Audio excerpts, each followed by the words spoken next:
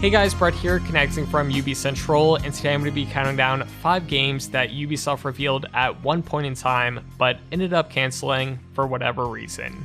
So let's get started. Prince of Persia: Assassins.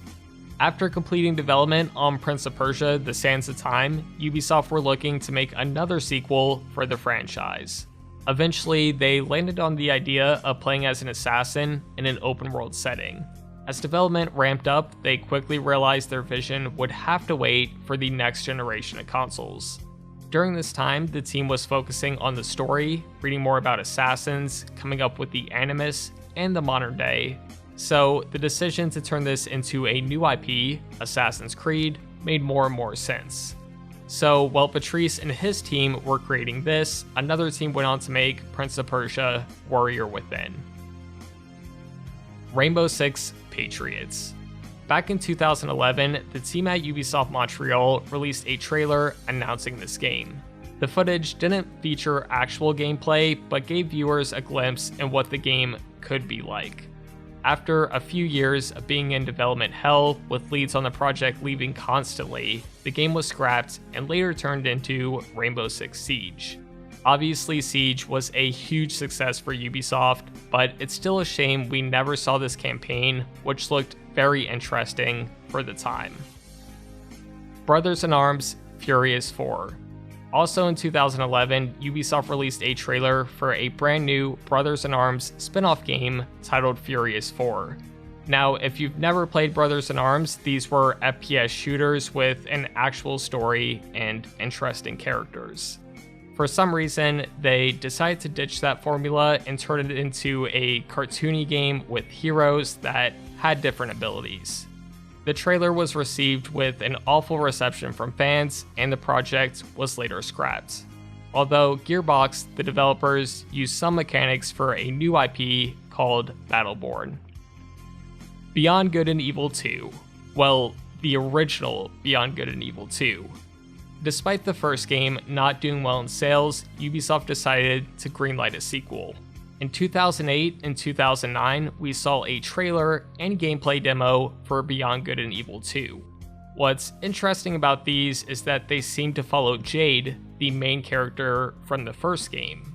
Fast forward to E3 2017, we got another look at Beyond Good and Evil 2, but this was different. The game changed completely. It was now open worlds, a prequel, and you could customize the main character.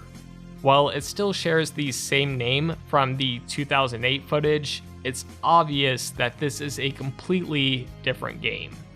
And what's weird is we still don't have a release date for this game. It just keeps getting delayed. So I'm not even sure we'll see the end product at this rate. Uru: Ages Beyond Myst. Back in the 90s, Myst was the best-selling game of all time. The developers Cyan Worlds created a sequel, Riven, and eventually started development on Uru. Uru was a departure from the series, as it would be set in modern times and be a multiplayer-focused game. It was even originally called Myst Online, but Ubisoft requested that it have a single-player component as well. The game was highly ambitious, and adding a single-player story definitely didn't help. But Cyan powered through and eventually ran a beta for the multiplayer portion of the game and gathered 40,000 participants in 2003. Ubisoft projected that it wouldn't have enough subscribers and canceled the online mode and just released the single-player portion of the game. Cyan Worlds eventually got the rights back and released the online mode for free a few years later. So there you go, those are 5 games that Ubisoft canceled. Now, I want to be clear, this isn't hating on Ubisoft. Every publisher has to cancel video games. They're not cheap to make, and at the end of the day, Ubisoft are a business. Thankfully, almost everything on this list was scrapped into another project, so they still live on in some way. As always, I want to thank you all so much for watching, and I'll see you all later. Yeah, I guess I'm a disappointment. Doing everything I can, I don't wanna make you disappointed. It's annoying. I just wanna make you feel like everything I ever did was never trying to make an issue for you. But I guess the more you thought about everything, you were never even wrong in the first place, right? Yeah, I'ma just ignore you, walking towards you.